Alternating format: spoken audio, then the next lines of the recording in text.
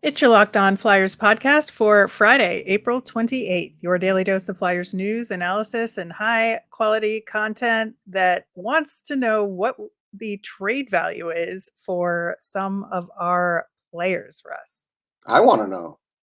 Yeah, we're going to get into what the Flyers could potentially get for Kevin Hayes, Travis Konecny, and Ivan Provorov, all on today's show. Your Locked On Flyers, your daily podcast on the Philadelphia Flyers.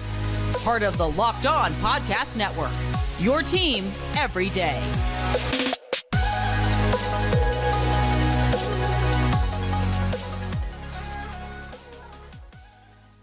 Hey there. Thanks for making Locked On Flyers your first listen every day. I am Rachel Donner. You can find me on Twitter at rmiriam. I'm here, as always, with Russ Cohen, who is on Twitter at Sportsology. You can subscribe or follow us for free on YouTube or anywhere you listen to podcasts to get our latest episode as soon as it's available here on the Locked On Podcast Network, your team every day. Russ, continuing our discussion a little bit from yesterday, everyday listeners will know we went over the U18 tournament so far and got into some draft prospects. The broadcast called out Danny Briere as being at the tournament, as well as at least part of the scouting group. So that was good to hear. But it was very interesting that they called him out specifically because, like, probably every team has people there, right? Yeah, of course. You have to be there. I think they're just doing it based on the fact that he's an interim and that he's still there. I think that's it. If they were actually going to call him out, what you'd want to call him out on would be this group has never drafted a European with a first round pick. And I think it's 2 out of the last 11 drafts for the Flyers with European picks, meaning being Right. Ivan Provorov and the other one being German Rupstov. So to me, it's important because they may be in a situation where they could be drafting a European player, and the question is, would they do it? Yeah, it's a very interesting question for sure. Lots of guys we talked about yesterday made an impact in the quarterfinal game. So go back and listen if you Mhm. have not. As of recording, Team USA won over Czechia, Slovakia hold on to win over Finland, and Canada won over Switzerland. So we'll be following that tournament to its conclusion and recap on Monday's show. For the Flyers, we got some unofficial word out there that some guys are gonna change their numbers. Noah Cates is apparently gonna wear 27 next year I saw a for the picture with no Flyers. Cates with the 27, so you know that one's legit, even though Yeah, it's not been announced. right. I'm still gonna think of him as 49. I like it Yeah, better, but yeah. it's his number, so he gets to choose. I like that Cam York is gonna switch to 8, because to me, he's always been 8. It's in his, like, social media handles, Yeah. and that's what he wore with the US, development program. So I like that, and I like Morgan Frost sticking with 48, just because it's kinda like, "Yes, Danny Briere, GM, I will take your number, I will please and keep your thank you." number. Keep me here. Yes. I love it. All right, digging into our trade value discussion today, we're going to start with Travis Konecny. And his current contract has 2 years left on it at 5.5 million. The cap friendly comparables were really interesting. They were kind of all over the place, I thought. And Yeah. that kind of describes Travis Konecny to me, is a little all over the place. But True. you look at comparables: Josh Anderson, Oliver Bjorkstrand, Tom Wilson, Jonathan Huberdeau, right? I And mean, I think there's a little bit of Travis Konecny in each one of those guys. right. Like he doesn't have the high end that Huberto does. He doesn't have the Correct. physicality that Wilson does. Bjorkstrand doesn't always hit that number, and Anderson sometimes does when he's healthy. So like this is why I don't like comparables. You know what I mean? For Right. this exact reason is why I don't use them because he's none of them. Like as a Yeah, whole. he's none of them, but I think all of them at the same Right. time. Yeah. But looking at this past season and thinking about it in terms of how do you value a guy like Travis Konecny, a career high 31 goals. He did go down in assists this year, but possibly due to the fact that some of his shots actually went in. So, but it is important to have that discussion about him as a playmaker, absolutely. But he also, I think, on the upside, he added the penalty kill to his Hmm. skill set, and I think that's huge. Where there's demonstrable evidence that he can play in any situation, and that's an important thing to showcase when you're trying to trade a guy. It is. I mean, he's a guy that you wouldn't have to eat any salary when you trade, so that's a good thing. But he's also a guy that's not a top liner, so that's where you're not gonna. That's gonna mitigate the value. For most of the teams in the league, he's not a top line player. You think so? I think Yeah, I there think is a for certain I think set. for about 70% of them, he's not a top line player. Well, I mean, he is in I think he was finished, in the high 70s in scoring this year for the league, and so that sorta puts him in the top line tier if you are just Yeah, making a stratus based on scoring. So not by I think that I don't think he's a top team top liner, well, that's he's for definitely not sure. that. Yeah, we'll But agree in on in the bottom half of the league, I think there's a case to be made that he's a top liner, especially when you consider, he was a lot more prolific in scoring this year. And I think it aligns more closely to what he can be and what he is versus maybe what the dips looked like. But that's something that's very difficult to prove.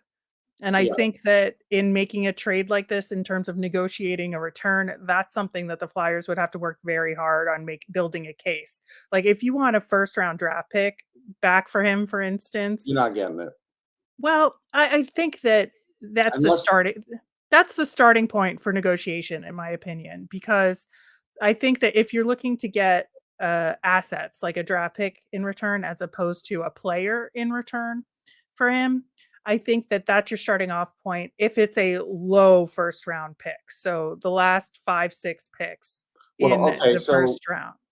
there's all right, so you only know that if it's this year's draft. There's no way anybody would give you a first rounder for him this year. They're not doing it. If they peddle him at the draft, it's not going to happen. But what I think could happen is you definitely could get a draft pick and you can get a B type prospect based on the type of position you're looking for. So, as an example, if you're looking for a defenseman, maybe somebody a little lesser than Brant Clark for LA. He's more closer to an A, but he's sort of like straddling a B and an A, and so something like that. Or if you were looking for a forward, if I was thinking about just getting a forward from another team, uh, that one's a little tougher because I think you can get a little higher on the forward value. You wouldn't be able to get anybody like at a Cole Caulfield level, but I think you'd be able to get somebody at like a young player, like a Christian Dvorak level, but a young player. So somebody who could play the second line. So I think that's what you sort of would be looking to do. If it were me, I would be looking for like that guy who could possibly be a second liner and a second round pick. That's what I would take for him. Yeah, I think, to me, that's the difference, right? That if you can get a first round pick for him, that's all you're getting back in the return is that first round pick. But if you're going to accept a second round pick, you need something else in return with it. And I think, a prospect to your point, I think is a really good one, like that level of prospect. Or you get, another pick, like a third or fourth rounder along with the second rounder. I think that's kind of the direction you have to go. But do you think that the sample size we've gotten from Travis Konecny is enough to get that top level return? I think you're more likely to get the B type prospect and second rounder. Like as an example, I just like using the Kings because they have a lot of prospects. If you could get, Francesco Pinelli, who can be a center in the future, and a second round pick from them, knowing, yeah, they're probably going to be a good team again next year, I would accept that, because Pinelli, the minute as an example, he had 90 points this year, and he's a guy that's 3 years away, but he's a good player, and that's something where you could afford the loss of Konechny, because maybe a year after Konechny's contract runs out, you'd start seeing him. That's the kind of guy I would be searching out. Yeah, it's interesting you mentioned the LA Kings, just because the Flyers have a history of trading a big name player for some young guys with a lot of potential that hadn't maybe broken out yet in Braden Shen and Wayne Simmons. So I do think Well, they that draft well. That's another reason I like to pick them, because they happen to draft pretty well too. they do. They absolutely do. And, say what you will, but I think both of those guys have went on to have pretty successful Oh careers yeah, in the NHL, and Braden Shen, won a cup. So I think that, unfortunately, not with the Flyers. But all that being said, yeah, I think that's kind of where I'm at too. That I would try and start with the first round pick, and then I would kind of say, okay, I want a second rounder and a quality prospect like right. And that's that. when you start going down the list. And so, like, if we're going down the list with the Kings, it's kind of like, okay, what about Jack Hughes from Northeastern? They're going to say no. And you say Brant Clark, and for Konechny, it's going to be a no. So then you say, all right, they're not going to give you Byfield. Would you accept Helgi Grans, who's a really good defenseman, who's second year in Ontario? Now that they traded Brock Faber, probably not. And Yeah. then I think that's where, then I think you start talking about Pinelli and, Alex Laferriere, who is a little older, but still in college, and did start to play in Ontario the end of this year. So he just turned pro. He's really good. I mean, I've done a big article on Laferriere. So I'm just saying, that's the kind of guy I think you would get, because that's also the kind of guy that would mold into your system. Exactly. All right. Well, we're going to continue this discussion with a different forward, Kevin Hayes, coming up next. For a championship team, it's all about making sure every player is a perfect fit. It's the same when it comes to your vehicle. Every part needs to fit just right. So the next time you need parts and accessories, head to eBay Motors. With eBay Guaranteed Fit, you can be sure every part you need fits right the first time around. Just add your ride to My Garage and look for the green check to know the part will fit, or your money back. Because just like in sports, confidence is the name of the game when you shop on eBay Motors.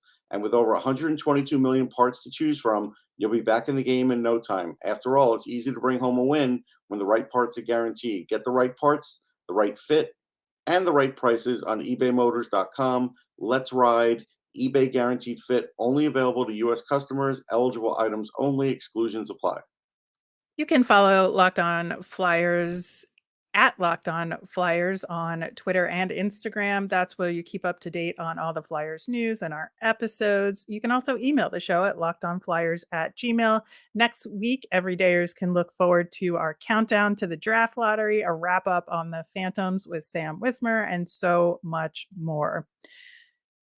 All right, Russ, I think this is the biggest elephant in the room with the Flyers, and that is what to do about Kevin Hayes. I think there's a movie title. We have to talk about Kevin. Um, I think, with him, the contract value is so high. It's 7.142 million. There are 3 years left on this deal, Right. which I don't know why it seems like such a much of a bigger deal to have 3 years left than 2 years left, but I think it does when you're trying to do It long-term does. planning for an NHL team. Again, some interesting comparables, Ryan O'Reilly, the aforementioned Braden Shen, Brock Nelson, and Philip Deneau. I think that maybe in the past you could have compared Kevin Hayes to some of these guys, but I don't know about now. He did finish second on the team with 54 points this season, but as we know, it was kind of, I think, more front loaded in this season. And I think that while he did produce to a certain level, the big problem here was with his two-way play. that just Right. defensively, he was completely absent. I mean, take plus minus with a giant, chunk of salt, but -22 on the season is pretty brutal for a guy that wants to claim to be an NHL center, right? Yep. Yeah, it's tough. I'm looking and I've looked at this one and I think they would have to shave 2 million a year for 2 years of that contract.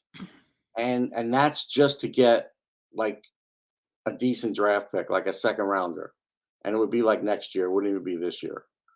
I think that's something that you could hope for. Now, if you don't want the pick, if they wanted a player, so let's say we were trading with Columbus. Columbus would probably trade you a player that they don't think they could re-sign, especially if they take on Hayes. They say, like someone like Liam Foudy, I think is going into the last year of an RFA deal.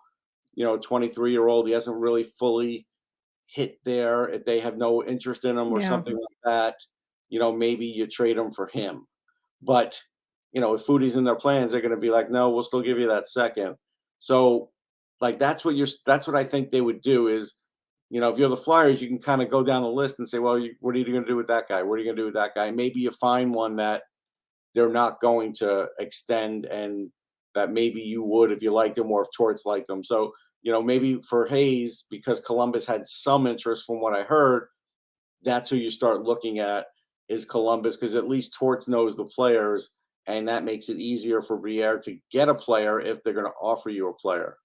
Yeah, and I think with Columbus, I think where your thinking is pretty spot on. They are gonna have to retain salary, unless it's like Arizona trying to get to the cap floor situation, but I just don't see this working with a Kevin Hayes deal this time around just because I think based on the last couple of years of Arizona's drafting, they're in a slightly different situation this year, that they still may have to work to get to a cap floor, but with a guy like Kevin Hayes, that's not it.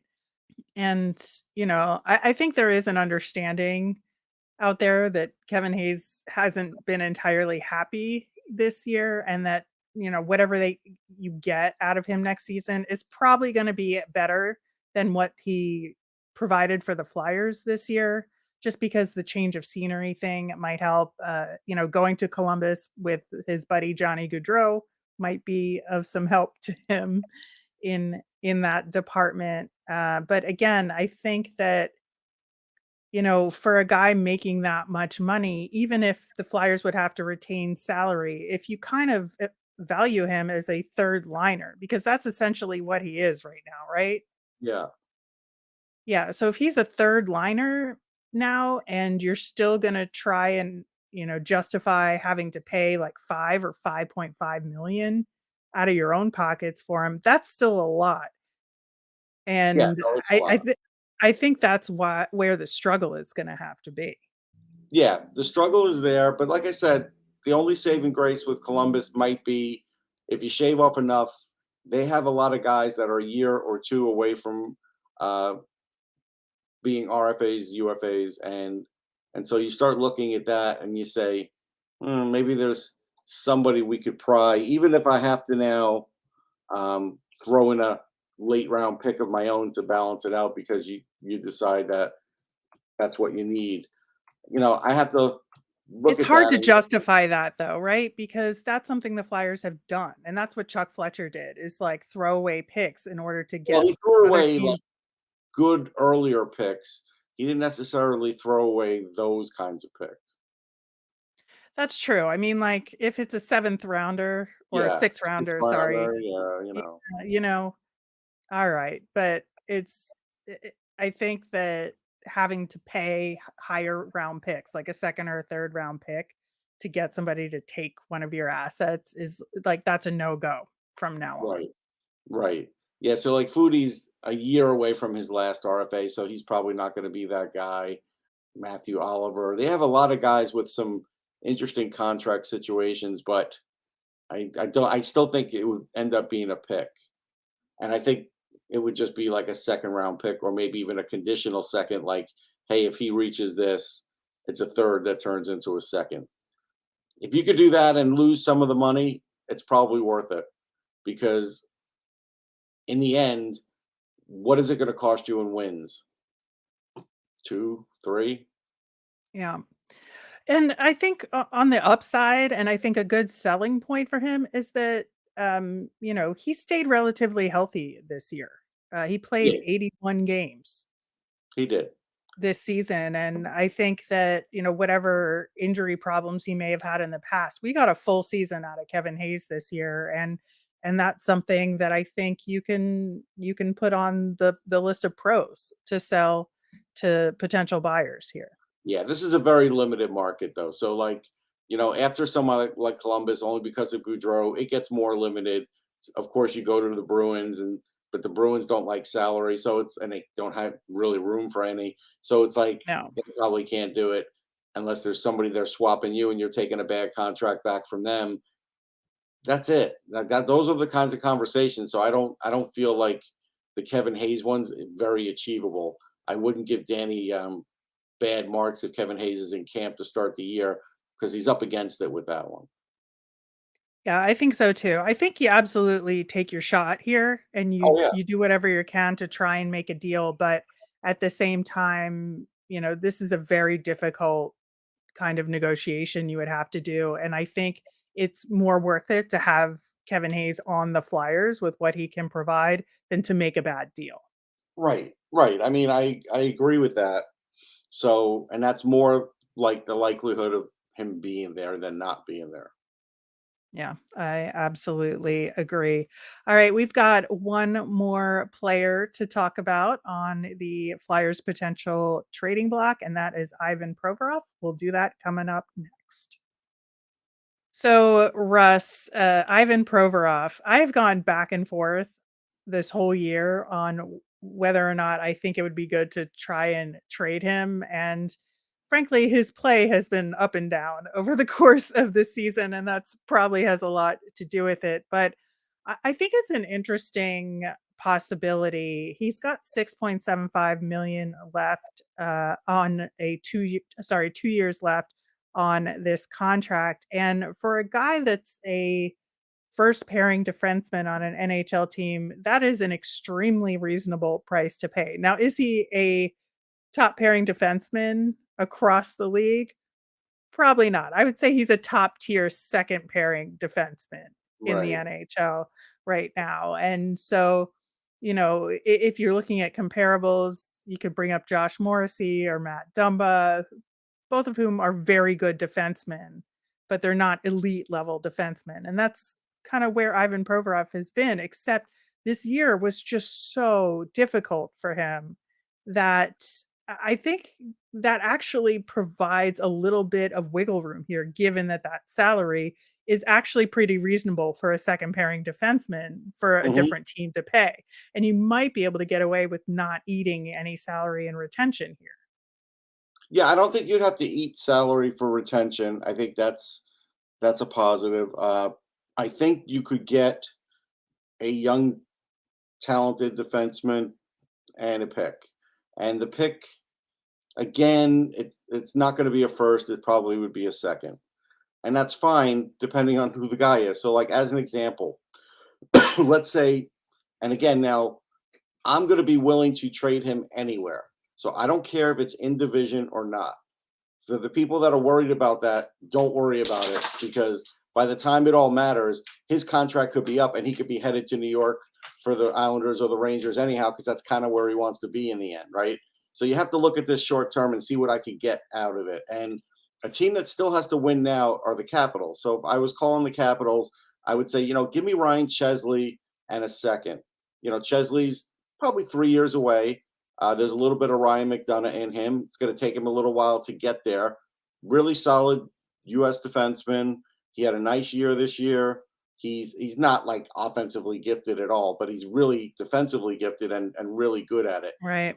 So, but he can move the puck and he can get points. It's not like he's bereft of that. But he's a really good prospect that just needs some time. And yeah, the Capitals would get a couple of years with him, which is basically what they have with Ovechkin anyhow, right? They just lost Orlov. I think I could, start up a conversation with him at least. Yeah, we talked about Chesley last year when we were going through our draft prospects, and he definitely is a guy with significant upside to him. Yeah. The problem with getting potentially what you need in return is that Ivan Provorov was not very good defensively this year. A lot of giveaways. He had the most on the team by a mile. He was not good on the penalty kill. He did block a metric ton of shots buying into the Tort system, but he certainly was not as active at play driving this year. And so, when you're a team looking at that, I think that, this is a guy who was a first round draft pick, but hasn't really lived up to it. Now, you could sort of say, well, he had to take on a too big a role too soon. And Hmm. there could be something to that you put him in a more sheltered environment. That's where he can thrive, right? Because he'll just take off and do his own thing. And he knows that there's going to be a D part with the right D partner there to support him. But look at And the you, upgrade he would be like. So as an Mhm. example, you have Fayavari and Carlson is really getting hurt every year now. So I don't know what he'll be like. He'll run the power play for a couple more years. Rasmus Sandin, that's your second power play guy. So Provorov doesn't have to play the power play. And Nick Jensen, I think Provorov's better than Nick Jensen. So that's an upgrade right there. So either for Fayavari or Jensen, that's an upgrade for them because then it pushes everybody else down and maybe Alexiev doesn't have to play, and maybe Trevor Van Riemsdyk then gets a little bit bigger bite. But that's a better defense for them going into next year if they have that. So if you get them a little desperate, Chesley looked good. I watched him, with Minnesota. They went pretty far. He played in some good high leverage situations and played well. Like he doesn't make mistakes. So you could do something like that. I think that's a good thing. So, and it's not going to be exactly like that, obviously, but that's the kind of deal I'm shopping for. Because if I don't make that kind of deal, I'm not making a deal. Like I'm just not going to deal Yeah, it now if you're looking just strictly for draft picks though, like what do you ask in return and not a player in return? them. Okay. I mean, I will make it clear I'm not looking for draft picks for him, but if they were, you probably could get a conditional first, and maybe you could get a third. Maybe. I think I think a third and a conditional first is the best you could hope for. But again, I don't want a bucket of draft picks because in this draft, a lot of the defensemen are going to go in the second round. I don't have a second round pick. So I need to sort of get more defensemen into my system if I'm trading some of these guys because chances are, if I get one from this draft, it's not going to be the caliber that I need. I already know what's in Lehigh. And even at York, looking at being the best of the bunch, still don't know if he's a top pairing guy. So I need to dig in on the defensive area and really so that's why I'm looking at it for that perspective rather than picks.